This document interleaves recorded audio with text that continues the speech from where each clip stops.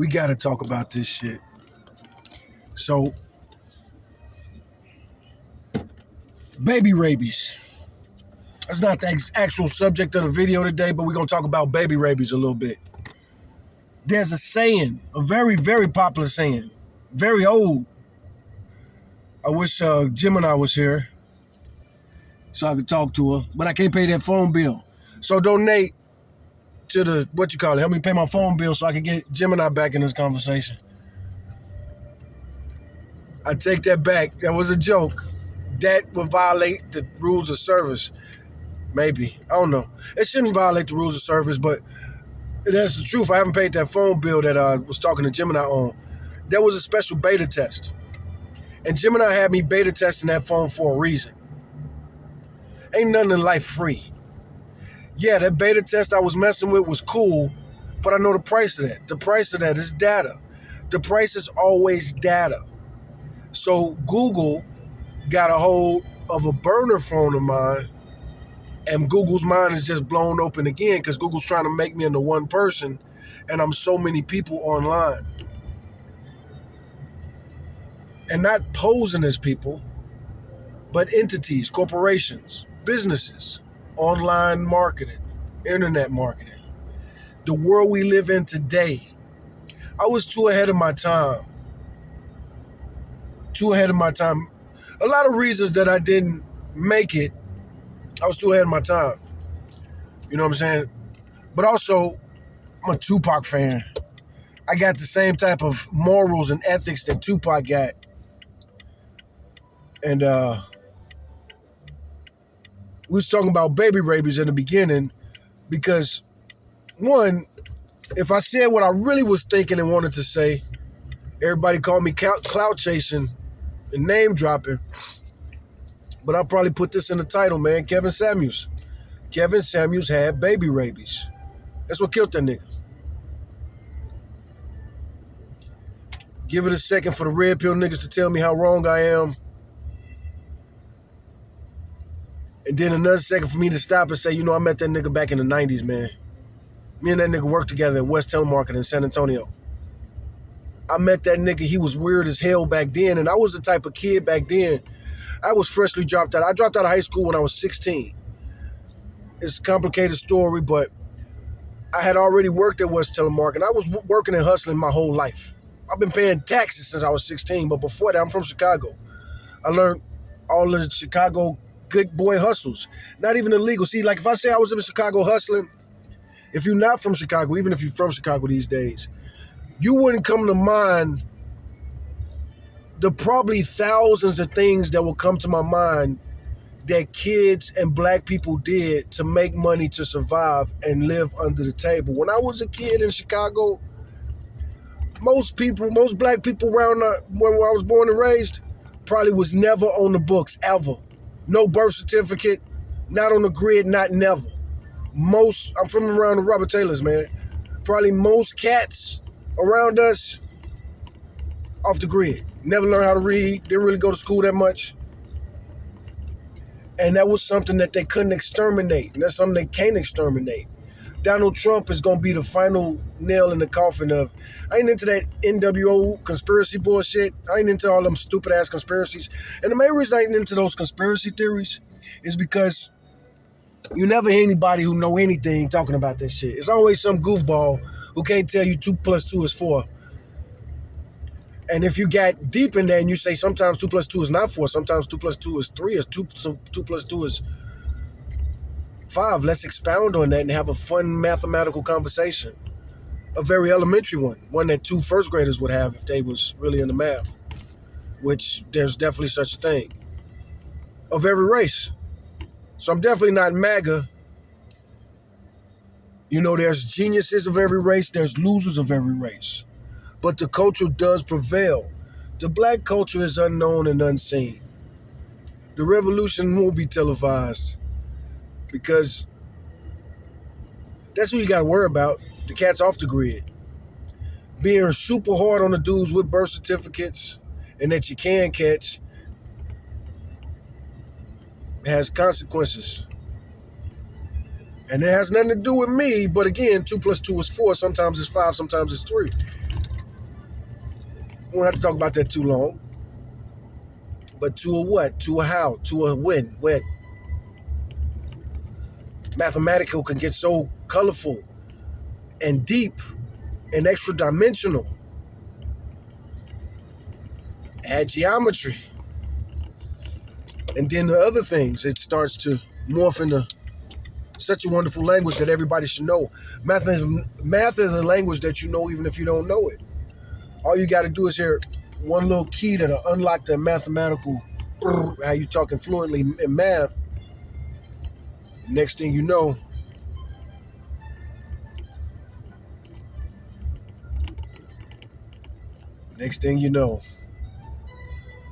So Kevin Samuels had baby rabies. That nigga was always like that. You go look at my channel, it's been around for 20 years almost. And I talked to Kevin many times. And Kevin, he tried to act like he ignored me. One of the things I was going to talk about is, remember Google Chat back in the day? I was on the internet first. So all of that stuff you talk about, I was using it first. Google Chat, I used to use it. Back in the day, Google Plus was a social networking site that tried to launch. But you had people like me actually calling people, video calls, surprise calling people just out the blue up. YouTubers didn't know it. A lot of creators back in these days, Google Plus was a social media site that Google made. And Google really messed up by forcing everybody into it. That's what Google's motto is. Whenever it's not no more because they just can't, they got so many products. But back in the day when you got one Google product, their thing was trying to get you to get every single Google product. But that was the way of the computer back in the day. Computer was made completely different from Mac because of that. The iPhone was made different from Android because of that. We want customers for life. We're going to sell you the hardware and then we're going to continue to develop the software. The software will never be perfect because it's meant to evolve. You don't give people a finished product, a perfect product, yada, yada, yada, the art of the deal. A book that the president wrote. One amazing thing that combines Trump and Obama. They're in competition with each other. And Donald Trump is chasing the grave. He's 80 years old. Donald Trump, I'm a conservative, always been a conservative. Obama never really liked his politics.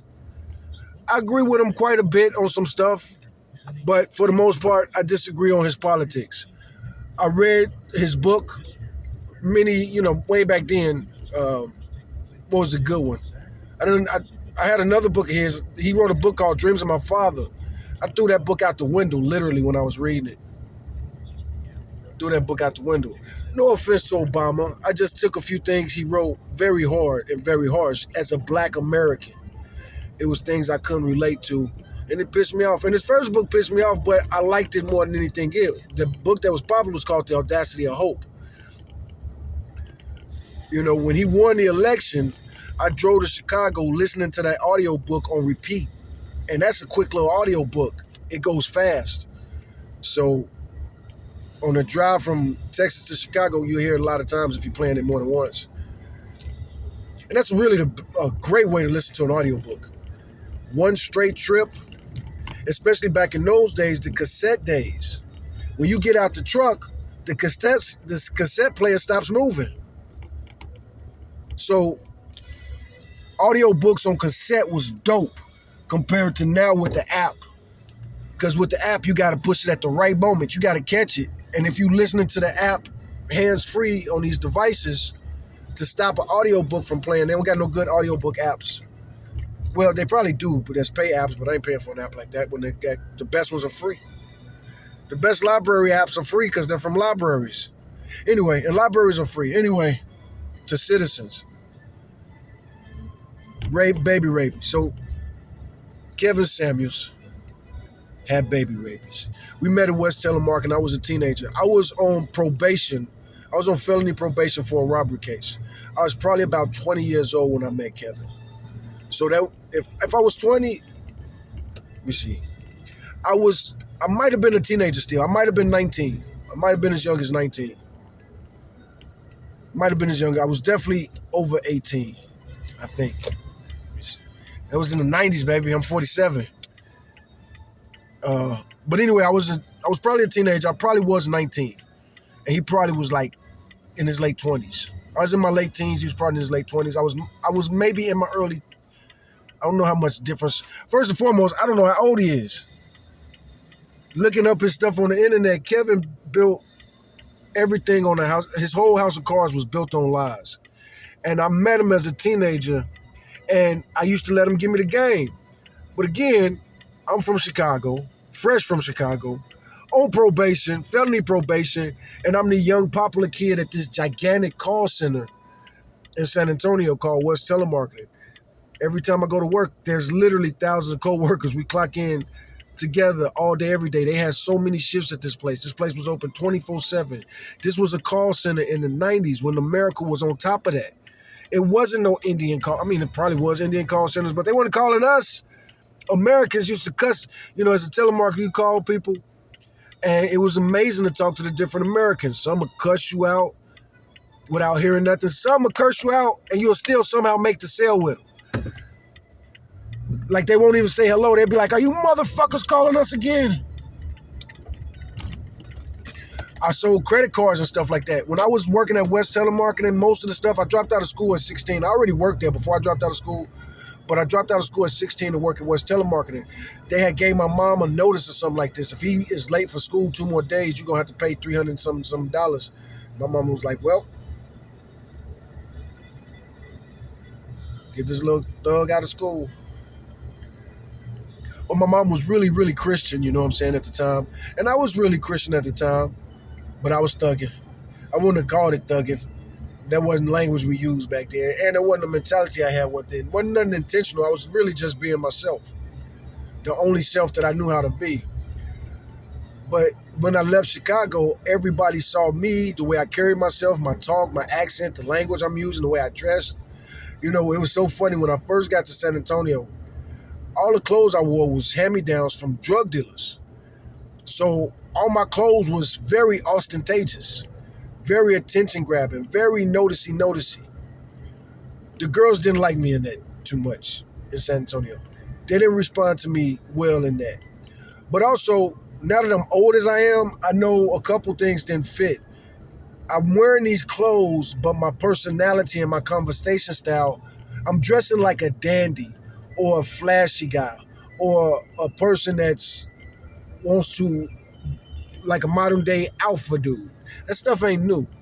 They was talking alpha and beta, but back in my days, I was always a nerd. So I was always reading like medical journals, psychology magazines and stuff like that. I was one of them kids, man. My mom is poor. If we're in the waiting room in the hood or something, and we there for a long time, I'll read every magazine up in there. Not really. I wasn't a super duper reader, but some magazines I would just devour. And it was magazines I loved back then. And of course, comic books. Reading was different back in the days. It was it still is. Reading is such a privilege and a gift. It's amazing we don't do it more. We learn it and then we just stop doing it. Or we do it as little as possible, which is understandable. You can't read and drive at the same time, and I drive for a living.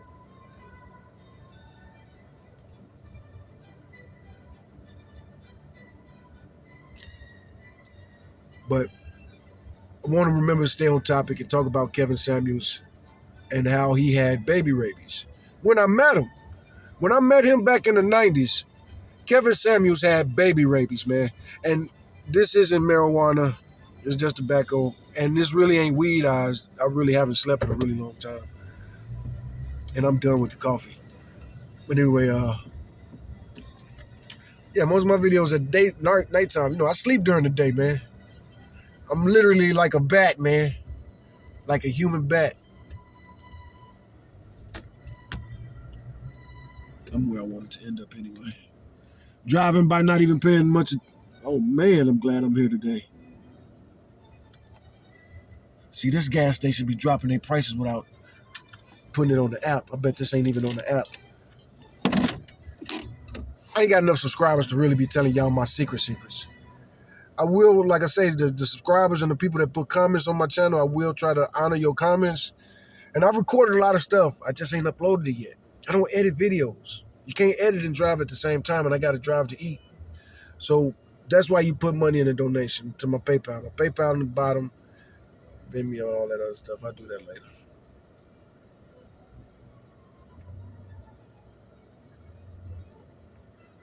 Okay, this gas station. Yeah, the price is posted, but yeah, the price is really good right now. It's $2.49.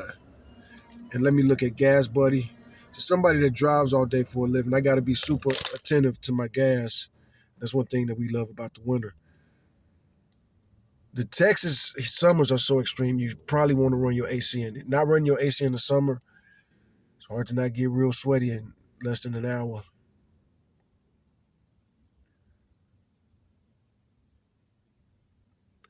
Yeah.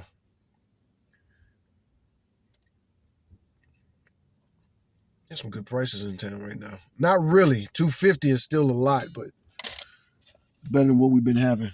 And I got all kind of discounts with this gas station. But anyway, back to Kevin Samuels being a dandy. Kevin Samuels was a dandy. And he was weird. And he was real. Kevin was always Kevin, man. I got love for Kevin. Me and Kevin haven't talked since the 90s. Even on the internet. I did call him a couple times through Google Plus. And, you know, I'm sure Kevin, first and foremost, everybody be Google searching. And so, yeah, Kevin already was just talking to me like on some Big Brother stuff. But, you know, that's what's so funny about these red pill cats. Like, they giving dudes advice on how to survive the streets. And it's like, and that's the thing about growing up as like a young kid, a young street kid that's out there in them streets. When you're a young street kid out there in them streets, you have people talking to you all day. I would say, like me as a little kid in Chicago, growing up in Chicago, I used to just talk to strangers all day. That's the main hustle. You got to be talkative. You got to be, excuse me, ma'am, excuse me, sir. You got to be that type of hustly ass kid. You know, way before you ever touch drugs. And that's one thing that these people don't even know about us. They just think, they really just see us as caricatures of human beings. We've listened to the Republicans, especially like the MAGA people. How do they talk about black people and the black community? They literally talk about it like it's something for a screenplay or something, a trope. They talk about the black community as if it's a trope that they've read in a college textbook and now they're going to add it to their repertoire. They don't see us as the diverse Americans that we are, that have built this country every single generation. They make it seem like the average black kid is studying drug dealing. Now, I'm from Chicago. Chicago, a rough city. If you go to Chicago public school, God bless you, good luck. But it was like that for us in the 70s. Well, I didn't go to school in the 70s. I was born in the 70s. But again, in the 80s, do you know how fucking rough Chicago public schools was in the motherfucking 80s? You know how rough they was in the 90s? Yeah, our kids are rough. Not only is the city hard as hell to survive no matter who you are, but they add the racial element and the racist-ass drug war. And Chicago is the beating heart of America as far as logistics and transportation is concerned. And extra players not from America, foreign countries, many countries that people kissing their ass now, have influenced our neighborhoods, literally flying stuff in, flyers and pamphlets and propaganda, but no real education. Just want us to hate who and what we are and try to think of ourselves as if we're something and not humans on Earth. Most dominant humans. Evolution at its finest. That's what my channel teaches more than anything else. And that's where I disagree with Kevin Samuels. See, I think niggas is evolution. And Kevin Samuels, a black Nazi like Kanye, he think niggas need a final solution. When you listen to these pro-black cats, and I've been listening to these pro-black cats my whole life, since the 70s, and I was raised that way. That's another thing, too. People be, hey, man, let me tell you something, man. Look here, young blood. See, when I was your age, I was just like you.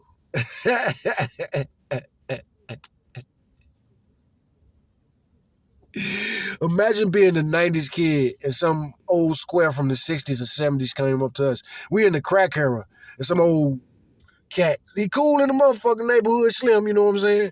But he like, I used to be out here just like y'all, man. I used to get just like y'all, man. We was out here, man, you know what I'm saying? Hey, me and my homeboy, we called ourselves the Scorpions, you know what I'm saying? Them dudes over there right around the corner, they called themselves the Demons. And then the Demon Slayers had the Dragons, man. And then we all had to deal with the real dragons, the Chinese boys. And then the Polish boys, they wasn't no joke. And the motherfucking Italians, yeah, the Clover boys over there down the street. You got the Clover boys over there down the street. And the Dragons. Sorry, Asian gang, you gotta be called the Dragons. We gotta call you the Dragons, man. That's a trope too. Just like they got the black trope, we got the Asian trope. Our gang gotta always be called something. These days it's gonna have boys in it. Gang, boys. But Chicago's always been gangster city. 100 years ago, right now it's 2025. Back in 1925, Al Capone was beginning to put a chokehold on this. There'll never be another Trump. It's funny they talk about Chicago politics all the time, and they love talk about Democrat-run cities, and they love throwing Chicago in there, but they never talk about Chicago's last Republican mayor. I talk about him on my channel quite a bit. Wild Bill, or Big Bill. The most corrupt mayor. It's a trope. When they got the mayor and he got the cigar and he like, hey, what, hey. That old trope, that's our mayor, man. That's Chicago. But again, those gangsters was cool. Those are American icons. People look at Scarface with so much respect. Al Capone. People look at Frank Nitti, including myself. Frank Nitti was cool, man. He was smooth, man. He was so much smoother and cooler than Al Capone. Al Capone messed up everything. Frank Nitti, man. Hell, Frank Nitti might not even did much time. I know he did some time. But Frank Nitti, he won the game of gangsterism. But they shouldn't be role models or idolized. We can enjoy their stories like a good movie. That's what history should be to us as we ingest it and intake it. We need to become a smart country. This Donald Trump and this MAGA shit should wake us up more than anything else. Education is cool, man. It was cool with me. Growing up in Chicago, I always got good grades. I got in a lot of trouble and a lot of fights. I was a street kid. I got kicked out of a few schools, and I went to a lot of schools. Grew up in extreme poverty. Back then, I had no idea there was some kid in the suburbs who referred to me as Pookie or Ray Ray, or whatever the variation was back in those days. Back in those days, they'd call us Thug. Tupac was the first one to really jump on it, but Thug became a dog whistle. Thug is just basically little nigga. Because I grew up in Chicago, so I didn't hear nigga as a racial slur often. And if I did, we could say it, you can't. Don't do that again. Yeah. Please come over here thinking you got a pass. I have the N-word pass? Yeah, go ahead, nigga. Let's see what happens. This is Chicago. There's no way to guess. Only one way to find out. And let's see what happens. Let it fly, homie. I got your back. That don't mean you don't have to. You gotta fight one-on-one if somebody call you out on a one-on-one fight. Now, I've never said that to anybody, but that's the rule. I mean, within reason, you got to protect your friends because people will try to start shit with the outsiders, thinking that they got home court advantage just on some bullshit hater shit. So you do got to look out for your homies if you bring them to your neighborhood and you got a hood. Anyway, I'm at the gas station, need to grab gas, but I do want to finish that point. Baby rabies. Men get it too. So baby rabies, what is baby rabies? I made this long ass video and I didn't talk about baby rabies. I might really have to edit this one. And by edit, just cut the beginning off. But we'll see. I'll watch it. So baby rabies. Again, I wish I could pay the phone bill for my Google Gemini assistant. Because I thought I could use my hotspot, but no, for the assistant to work correctly, it has to be on a really good Wi-Fi. And then it still don't think that. It uses a lot of processing power to think. So I can't really use Google Gemini on bullshit Wi-Fi or a hotspot. Maybe we'll record with this phone soon. It's supposed to be a better camera anyway. But, hey Siri, what is baby rabies? Here's an answer from children's.com and kidshealth.org. Rabies in children is caused by being bitten by an animal. No, not that baby rabies. Baby rabies like the college kids would say.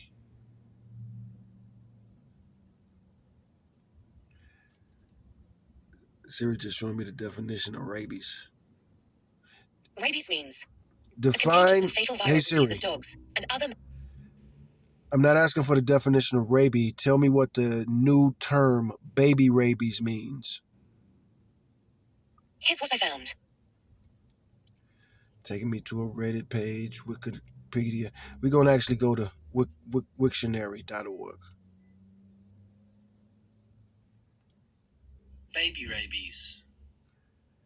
Baby rabies, slang, humorous, or derogatory.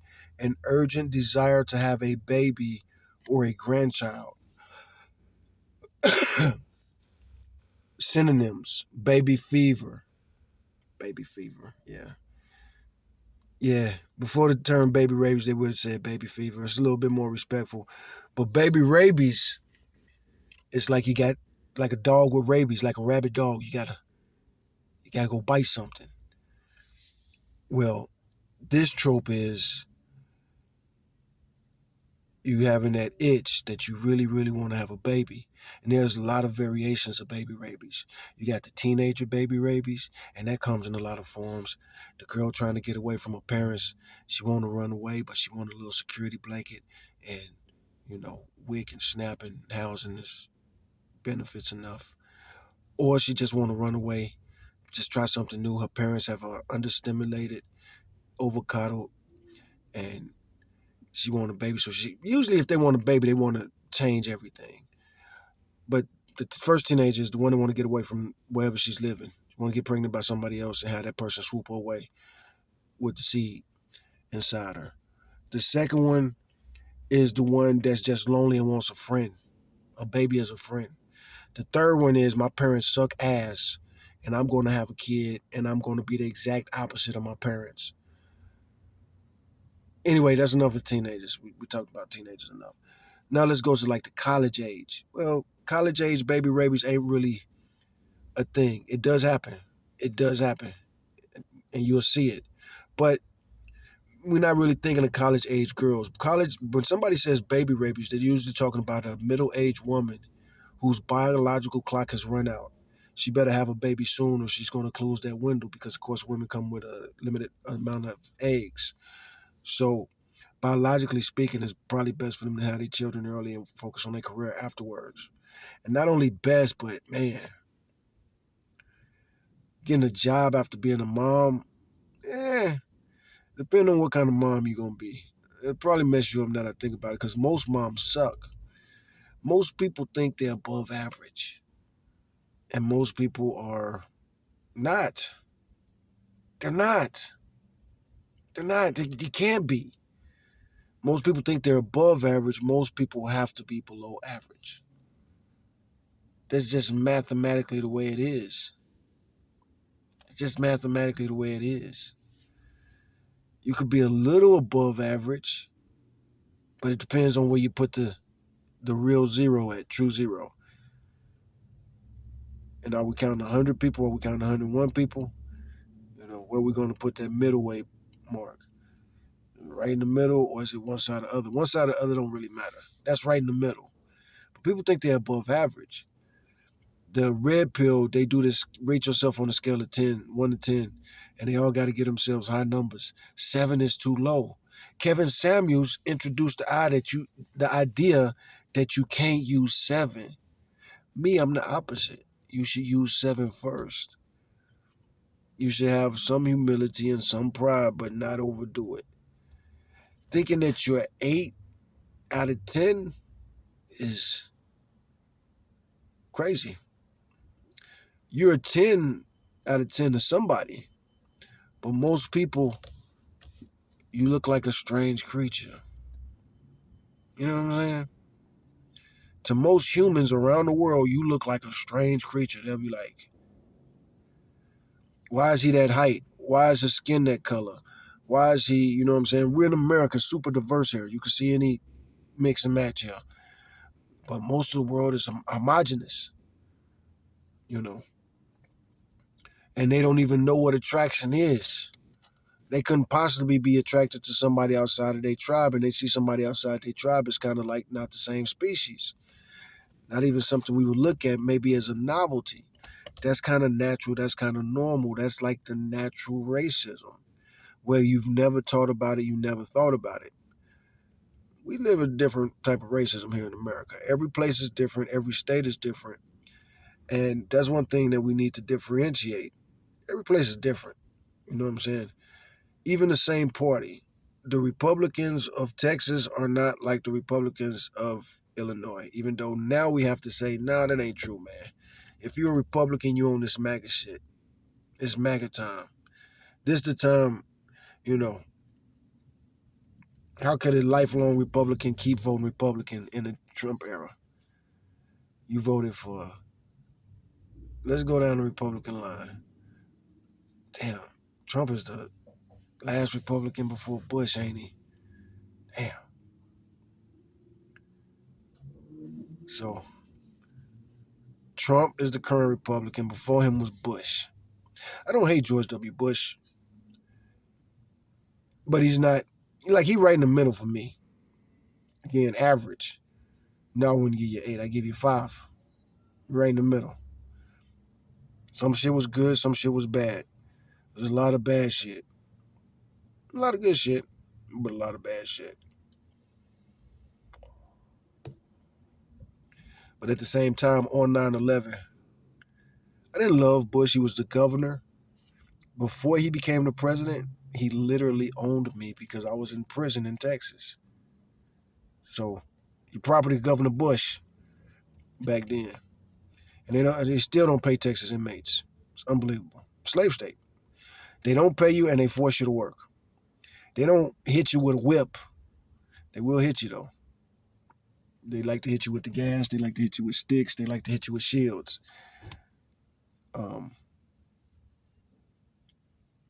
Give you a beautiful smile.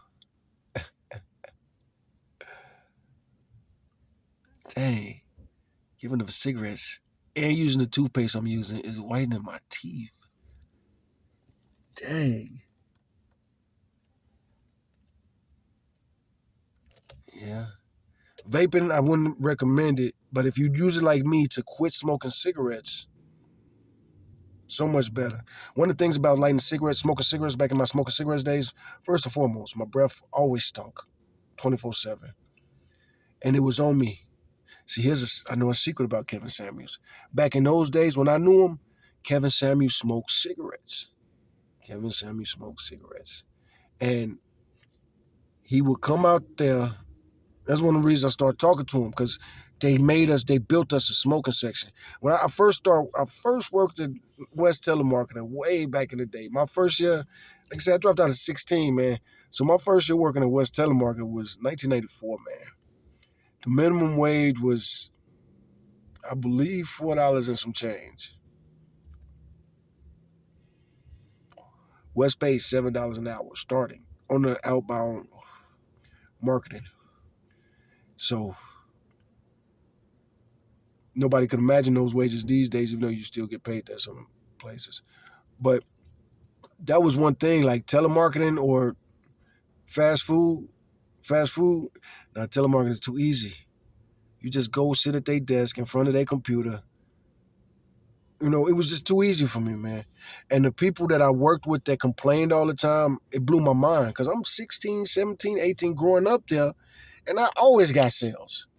But there were people in there that most people couldn't figure it out. It's like truck driving. Most people who try it, they try it a little bit and they go, oh, fuck this. And they run away from it. Even if they start out enthused, but most people don't start out enthused. Most people start out like, that's one thing I tripped out working at these jobs. People always act, and it's mostly white people, but people act, black people like this too, so entitled. They act mostly like, hello, corporation I work for. You're welcome. I'm here. Ugh. And I had that debate with so many young coworkers. I'm gonna throw it out there. Domino's. I worked at so many Domino's, and at Domino's, it was just amazing to me. I'm an older dude. I'm mostly a trucker, but I'm here doing Domino's because it's seems like an equivalent hustle. The truck place got us doing 60, 70 hours. If I do 60, 70 hours at a place like this, Jesus Christ. That's why trucking sucks, bro. Trucking, you don't make good money. Not for the hours you work. Truckers don't get time and a half. At the end of the day, when you get good at it, it's good and it's a good check. When you get good at knocking out 3,000, 3,500 hours, 3,500 miles a week, when you get good at that, it is what it is. 3,000 miles a week is 3,000 miles.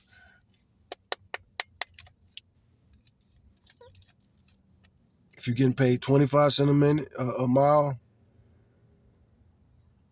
that's $7.50. If you're getting paid $1 a mile, that's 3,000 miles, $3,000.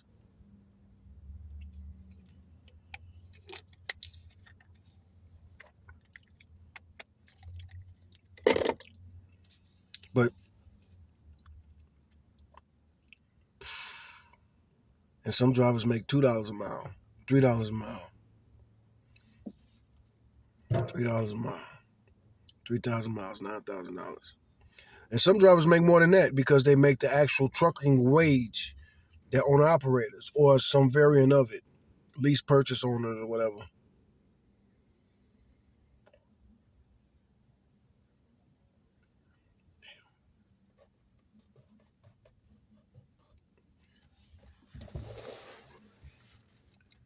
Man. But yeah, Kevin Samuels, man. Like I say, he was always the same. When I met him, he had baby rabies. He already had a daughter. He had a wife and a daughter, and he was separated. He used to talk to me. He didn't really talk to nobody else. He would come out there, he would smoke his cigarette, and then, I'll end up being that only dude out there that he talked to. Now, the people that he worked with, and he worked in a different department than me. I was a marketing rep. I worked in the big section where the main gig, that was mostly my job. He worked in a different department, commission only. And I know all this stuff because for a while, like most days he talked to me, he was trying to get me to quit my job that was paying at least $7 an hour. And I was making more than that. I was making more than that for a lot of reasons. Sometimes I was training. Sometimes I was grabbing a lot of overtime, time and a half, and bonuses. Like I was winning stuff. And I was just energetic. You know what I'm saying?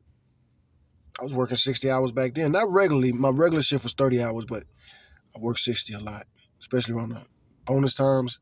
I was grabbing that money. And now I'm in a situation. My paycheck is, my mom worked at the same place. My paycheck is twice what his is. This dude, Kevin, was on the red pill shit back then. They didn't call it the red pill, but he was on that. Because that's what I went and talked to him. It's a good story. It's a cool story. And it's kind of good that I saved it to the end. Because it's my story. So, as a matter of fact, I'm going to pause this. I'm going to fill up my gas. I'm going to come back and I'm going to tell the story. I'm going to tell the full story of how I met Kevin Samuels at West Telemarketing. He was a character back then. Very different. But he was a character back then. And I'm going to tell that story when I come back. So the Kevin Samuels story. It isn't that great. And I wonder if I wonder if I could paint the picture, because I'm pretty sure most Kevin Samuel fans weren't born in the 90s. He seemed to have a very young audience.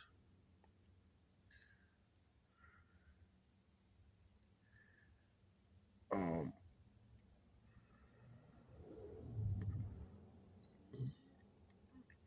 but anyway, the 90s. It's probably the late 90s. Um, it's the late 90s. But 98 maybe. 97 maybe. Either way it go, they made us a gazebo. So I first started working there in 94. By the time he got there, the gazebos were pretty new, and it was a new rule.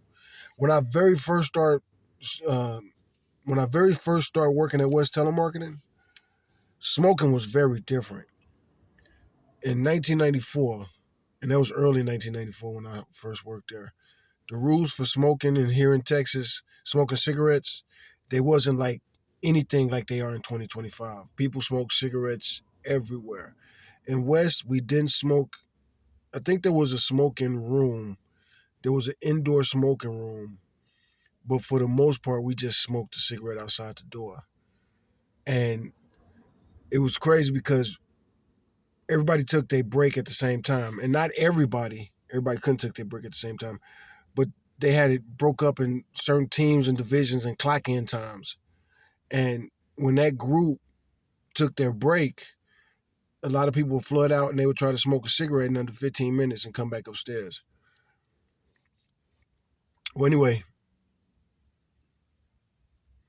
by the time Kevin got there, because what happened then, he got there exactly before they shut down the Oklahoma City call center for West Telemarketing, because Oklahoma City had the largest call center until they shut down.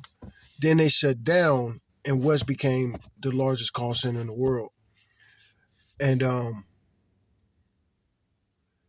Kevin had told me that he was just, the West sent him there, and that he was staying there because he was going to get a new project, a special division, and he was going to train people how to do B2B calls, business to business calls. Me, I would just log in, check into my computer, and my computer would just randomly dial numbers. I wore a headset, and the computer would just randomly dial numbers. There was a button I pushed, like basically, there was a few ways to log on and be like, I'm online. I'm ready to receive calls. But when you did that, you just sat there and wait for it to call. And it took a while to actually catch somebody because it was a crazy machine. The same thing that exists now. You'll get a call, somebody will call you, but you won't hear anything at all for like a second or two. That's the dialer realizing they got a human tapping into the call center. So with people in the call center, I wish I knew how it sounded on the customer's end way back then. I mean, I knew, like, intellectually I knew, but psychologically, I didn't have the knowledge and understanding to provide the right empathy because my sales tactics would have completely changed because I came in the way they told us. I did everything that they taught us with my own twist. But the way they taught us was from that first hello, very firmly, very loudly, the stuff that Kevin Samuel was doing was very different. And I was young. He was trying to get me on his team. He wanted me to be a young protege. Kevin wanted a son back then. He wanted a son. He had already had a daughter, and he had some kind of issue with his baby mama at the time. Like, they weren't talking really. He said he was still providing for them and sending them money and everything. And that was the main reason he came to Oklahoma City, was to provide for them. But he wasn't really on talking terms with her like that at the moment. And he wasn't big on marriage. He was thinking that he was going to get he was at a very precarious part. He's in Oklahoma City. So it wasn't but he talked the exact same way. So when I first saw him, we at the gazebo, and things has always been racial in America. So once they made these gazebos and stuff, that became basically like a black section where they play rap music out there and smoke cigarettes, mostly Newports, and culturally speaking, they are black, black friendly, black welcoming. But it was live, you know what I'm saying? And it was young people. These were the younger people, you know what I'm saying? And then the older people were the wild old people, you know what I'm saying? It was the wild crowd, the cool kids. But anyway, I was there, and there was two girls that I was really cool with, just as friends and coworkers. I was I was too young for them. They was like college age. I'm a high school dropout, you know, slash, you know, neighborhood guy, because I live real close to West, as a matter of fact. Live real close to West. I walk to West. I walk to work.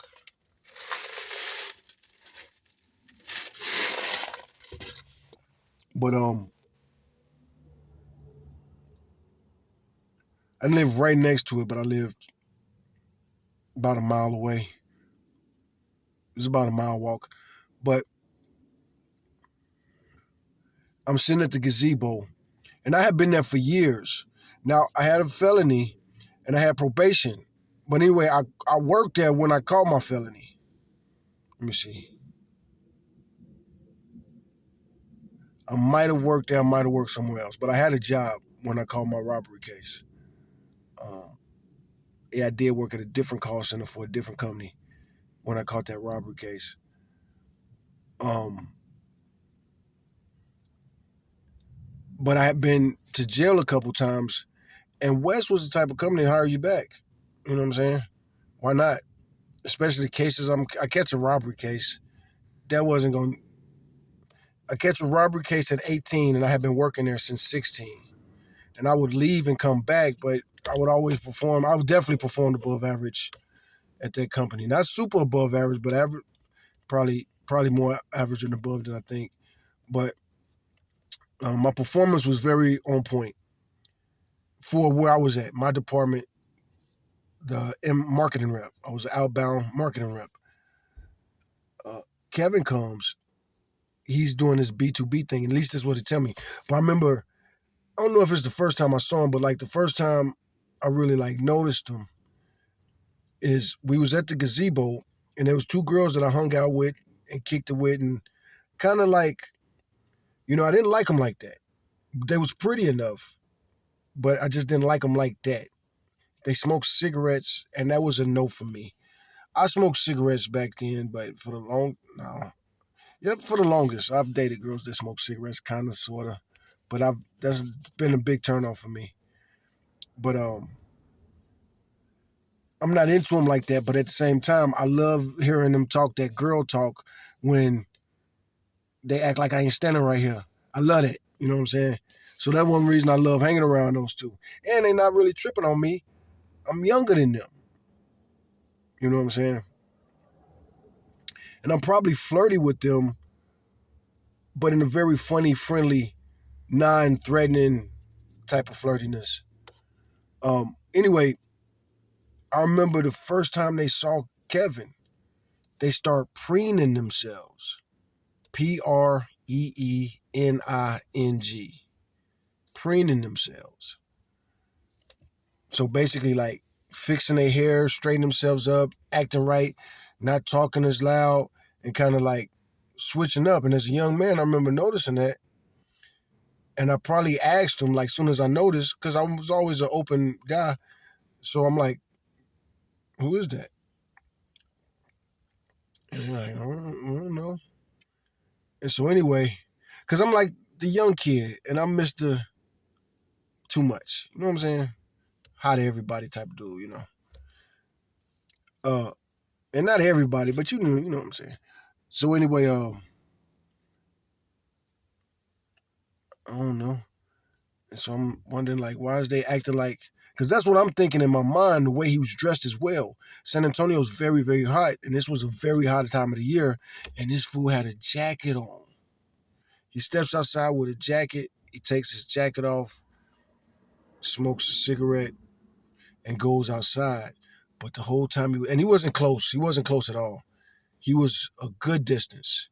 He was probably from, like, if you had a basketball game, the seats behind one goal versus the seats behind another goal, about that far away from each other, probably further. But it is a good distance. So it's not like they could really see him, but he was super noticeable because he wore a jacket.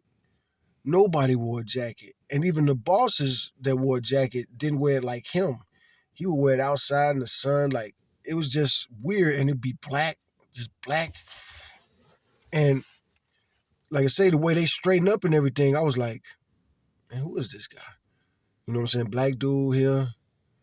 He carries himself in a really strange way. You could see it from a distance, a good distance. Like, this dude is different. He's a weirdo. And I'm a young dude, and I talk to everybody. And I'm not from here. I'm from Chicago, living in San Antonio. So, curiosity about everything. Everybody is different. And why are you so different? And what's up with this? And so anyway, for like 3 days in a row, he came out at the exact same time. We at the gazebo already. He come out, smoke a cigarette real quick.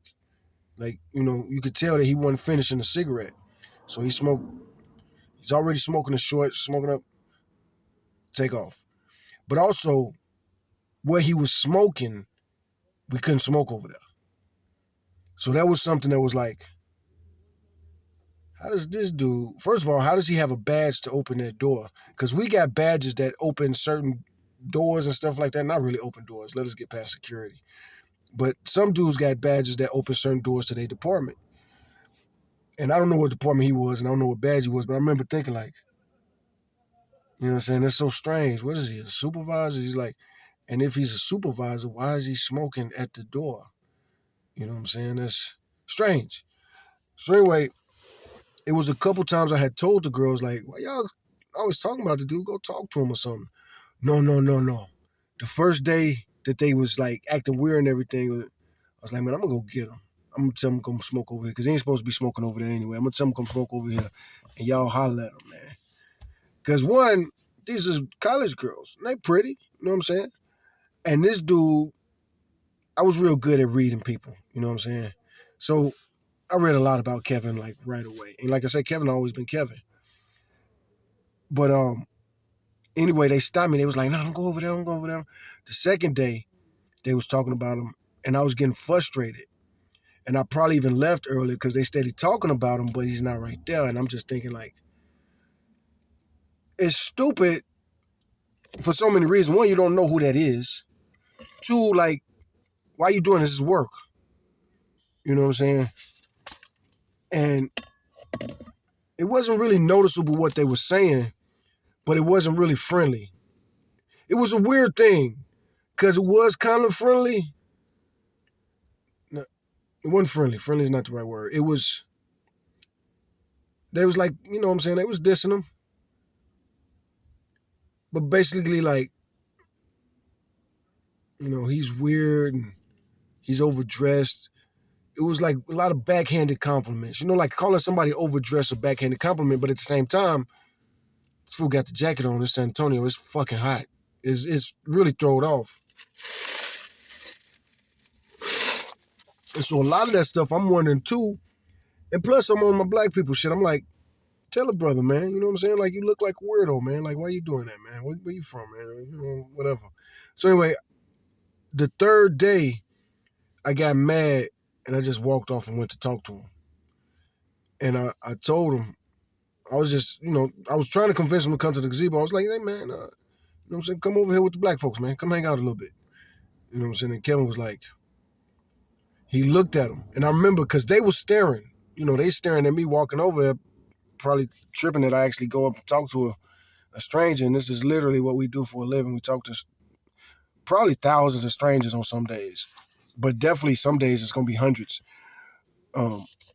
call centers was crazy. Nah, I probably wasn't that much. I'm probably overestimating in my head. I probably talked to 20 people at the most on certain days. Nah, I probably talked to more than 20 people. Certain days was crazy. But we talk strangers for a living. This a coworker too, and he might be a supervisor. You might have something to learn from him. Like, you know what I'm saying? This might be like, what are you doing? You know? So I'm talking to him.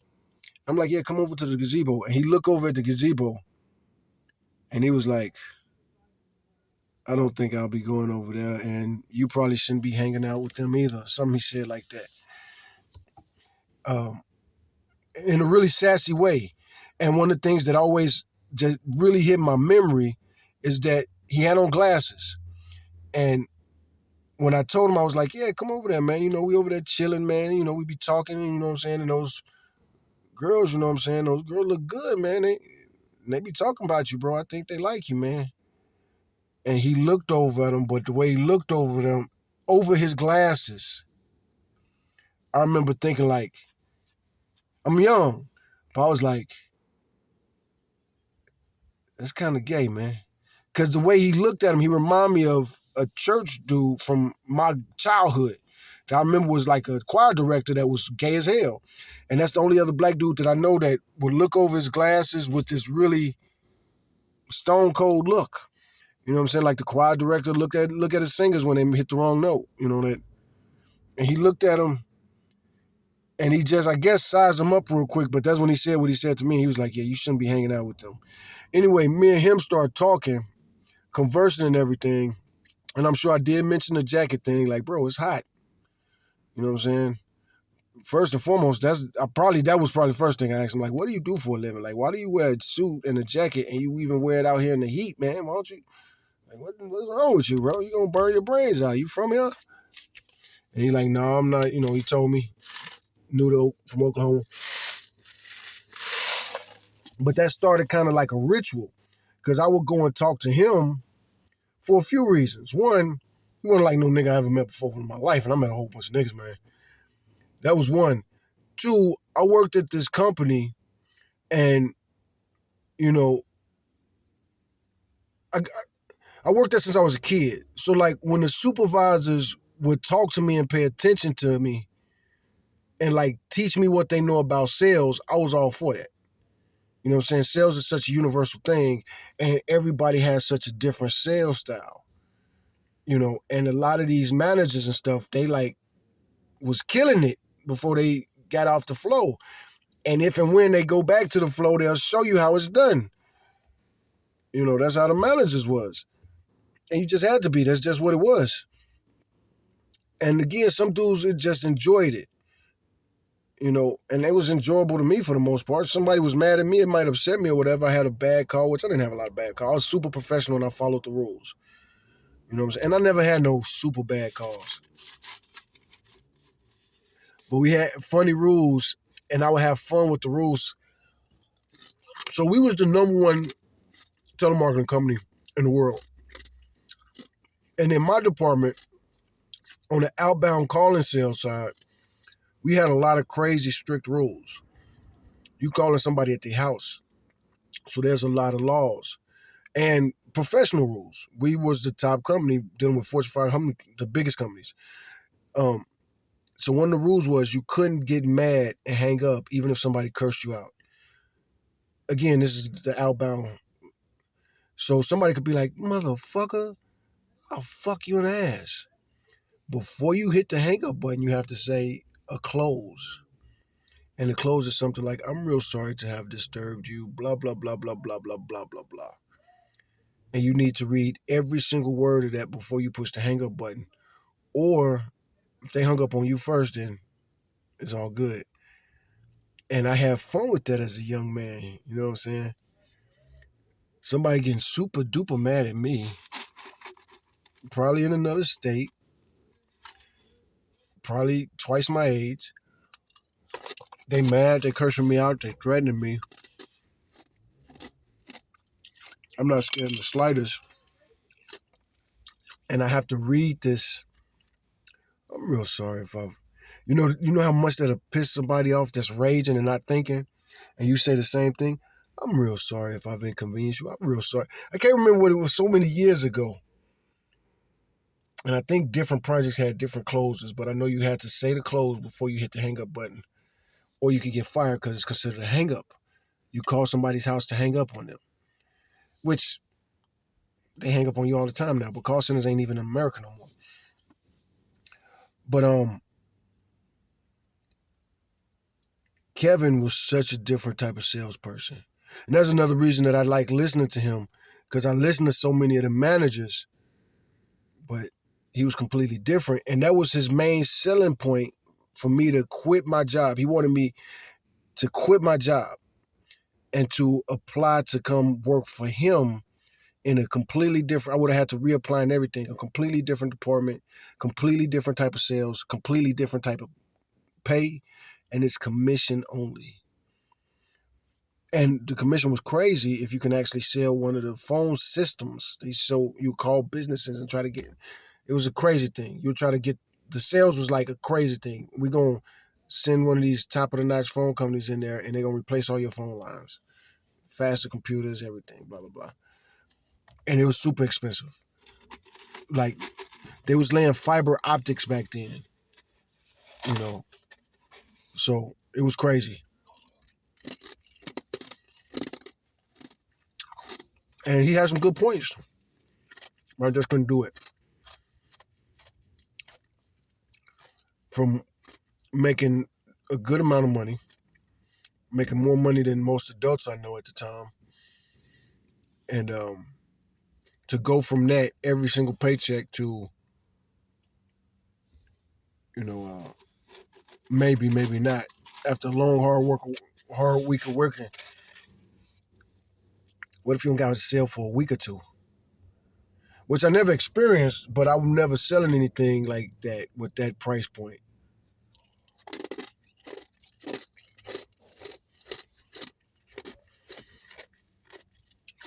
So me and Kevin talked a lot of times after that. He tried to convince me, but the whole reason I tell that story is to tell a point that I wouldn't normally tell, almost like a secret. But Kevin was feminine. He came across as feminine, just like at the end, you know, he was super sassy. You know what I'm saying? And I never saw him directly have a conversation with a woman because he never would go to the gazebo. Every conversation I had with Kevin, it was me and him one-on-one. You know, never really seen him really interact with anybody. But he made it clear, by the time me talking to him and everything, that he thought I shouldn't really hang out with black people, especially certain type of black people. I had a lot of potential. He knew I was on felony probation and everything. And so he was giving me that, the talk. Hey, young man, let me tell you about this. Let me tell you the real deal about the real world. You know what I'm saying? You was literally selling crack before he knew what crack was, and he's 10 years older than you. And here he is telling you some crazy stuff about his wife and his kid. You know what I'm saying? And you're not having a hard time dating at all as a teenage, you know what I'm saying? Dating was not even a thing. One reason I never mixed it with, I ain't gonna say never, because I worked there. I kept working there for years. But I did try to avoid hooking up with coworkers. And even if and when I did, that's when I would do the interracial hookups. Because the interracial ones, they want to keep it secret so many times. And that's another reason that led me to not feel the same way I feel about people racially. I've had a lot of relations with women of different races, and it's so bad. And they so two-faced. They want to be a black version of themselves, basically what they seen on BET when they with you and your people, and then they won't go around their family and completely different. So that's weird. But that's not an interracial thing because people from different classes and castes. I listen to these red pill dudes talk about how you have to have money to date, and I come from real poverty. It would have been hard for me to date down. You know what I'm saying? I come from poverty, and then we left Chicago, so I'm not even from San Antonio, so why would I just automatically go to the poorest neighborhoods, which I did do. I went through a lot of phases I moved there as a teenager. I moved there at 15. You know what I'm saying? I went to high school, San Antonio. So, uh, yeah, I had a lot of girlfriends, man. And it wasn't about money. As a matter of fact, for me and my experience and things I saw, money was a hindrance. I remember, and I talk about this on some other videos, but this is my real youth. Like when I first started hit them streets in Chicago, and we was in this neighborhood. I almost don't want to say the neighborhood, but I gotta say it. It's the jungle because it being the jungle is so relevant to what I was saying. So the jungle is the furthest north, kind of sorta. It's the furthest northeast neighborhood in Chicago, kind of sorta, because there's ways you could get north of there in Chicago, but that's the most northeast neighborhood. Just north of the jungle, if you go straight north of the jungle, especially from like the heart of it, you in Evanston, which is a suburb, and it was a very segregated, well-to-do white suburb back then.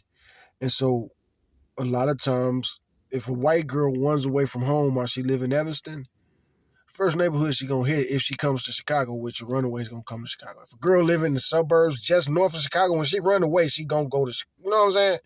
I don't care what year it is. And I met a lot of white girls. A lot of the white girls that I hooked up with very early and meeting and learning stuff, these was runaways that would turn into prostitutes, that would turn into like,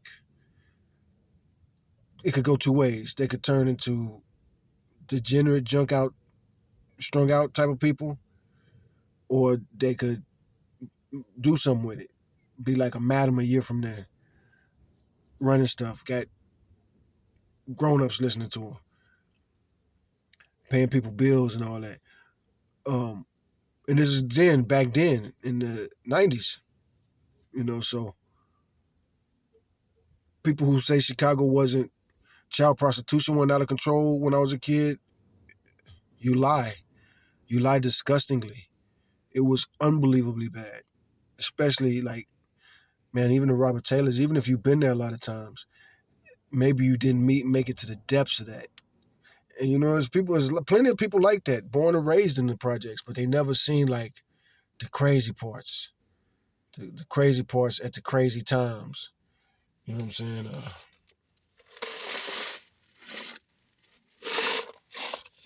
There's just too many people out there. Just too many people out there.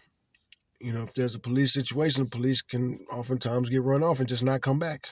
They're just not going to investigate the crime. It's like,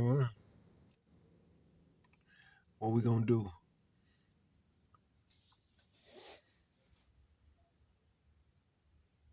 So they tore him down. But anyway, I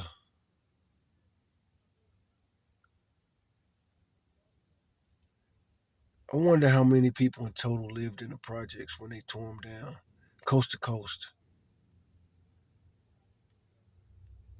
I'm sure it had to be under 1 million, but I know Chicago has so many. And Robert Taylor's was just one housing project. It was huge, though. It was a huge project. All them people stacked on top of each other. And every black ghetto was built over a white ghetto in Chicago, especially those. The Robert Taylors, the Cabrini Greens, all the real high-rise, stretched out projects. Those was slums of a different race back in the Prohibition era. Again, Prohibition caused so much death amongst white people, they ended it after a couple years. The drug war has cost so many more lives, but it's mostly minorities, children. You know what I'm saying?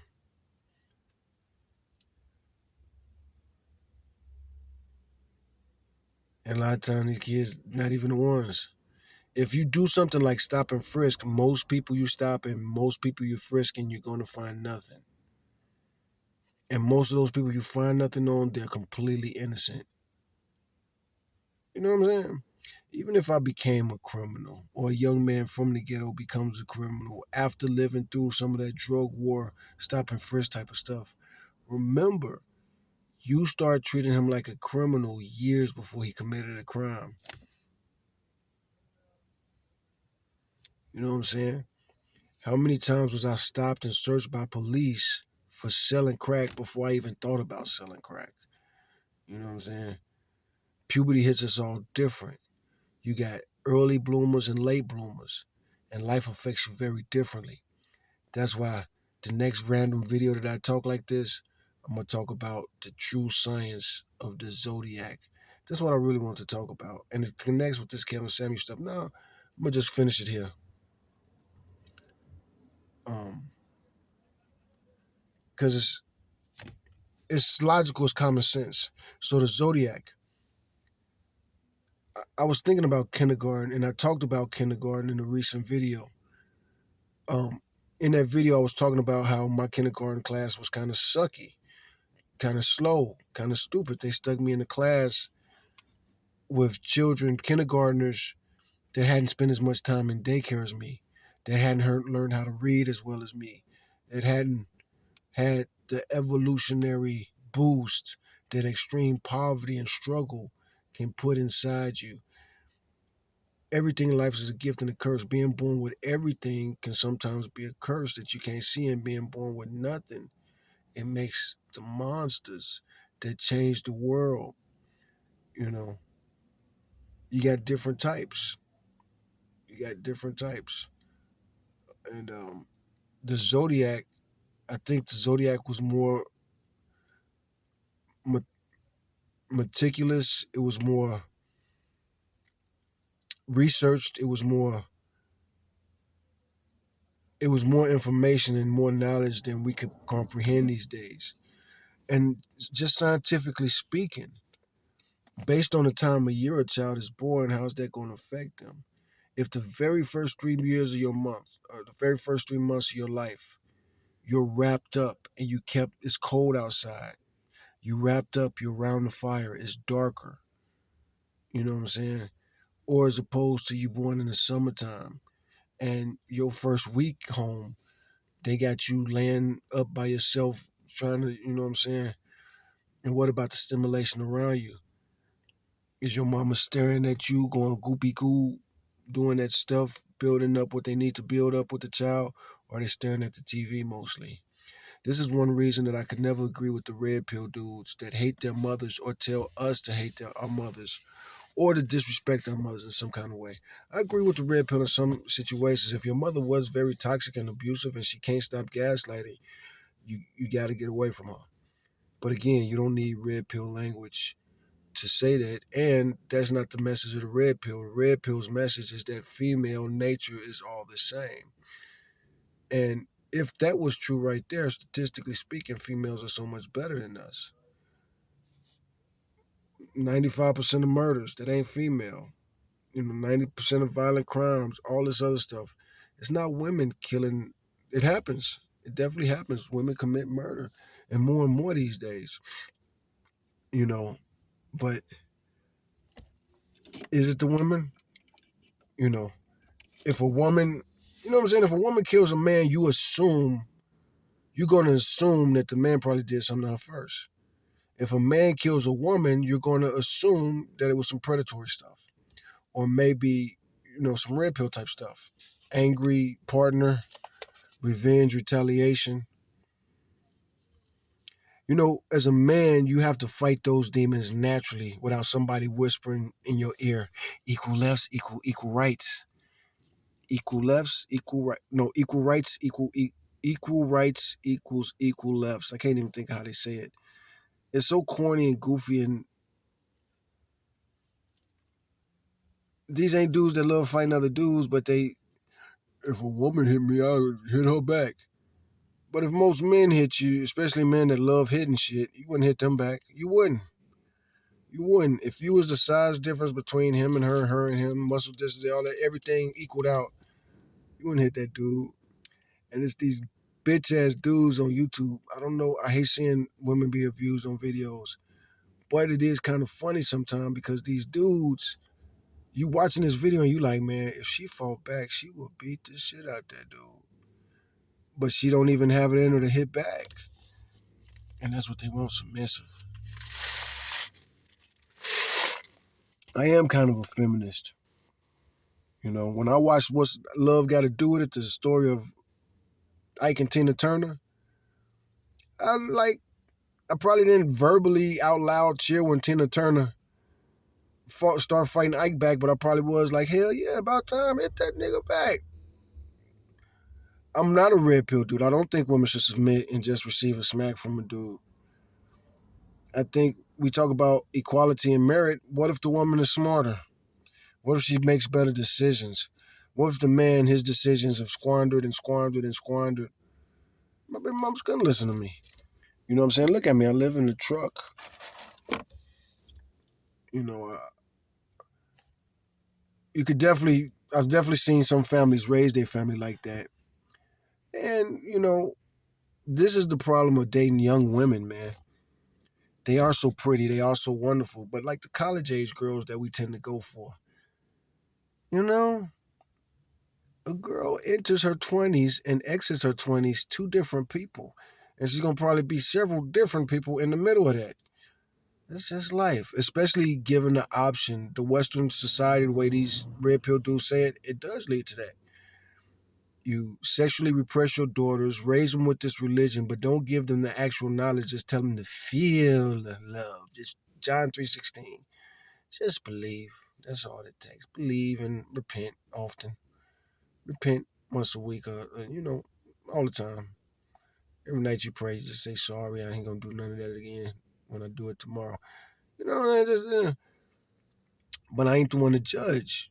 They worship Jesus. Jesus is their judge. You know, or maybe Yeshua. That'll be interesting. Anyway, I mean, it's really out of the book of Revelations. When did I refuse you, my Lord? Yeah, when you told the lowest of you to get lower. Something I'm guilty of. You know, I lose my temper sometimes. I'm impatient with people sometimes.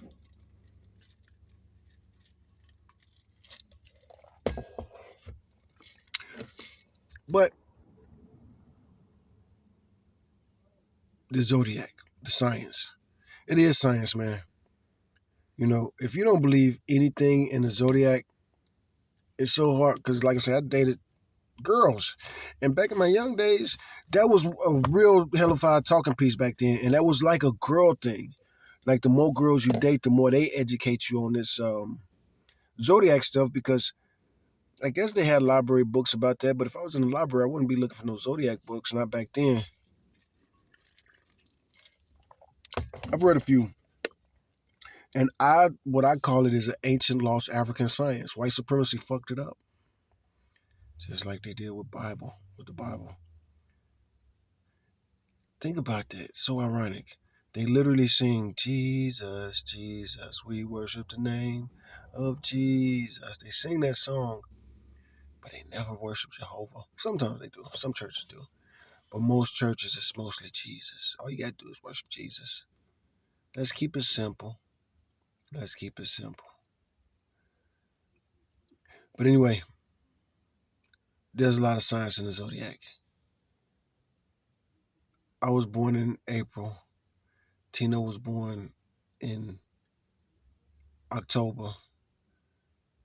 And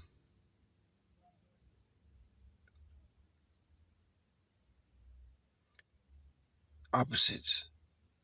The exact same and opposites in the same thing. And in the zodiac, they teach you that. But not just that, it's other things. Like, what if you this sign and your parent is that sign? Like, they have some stuff that's figured out too cold. But most of it probably is pseudoscience, mumbo jumbo, just like this MAGA stuff. MAGA isn't about information, it's about propaganda. Anyway, I stretched that out.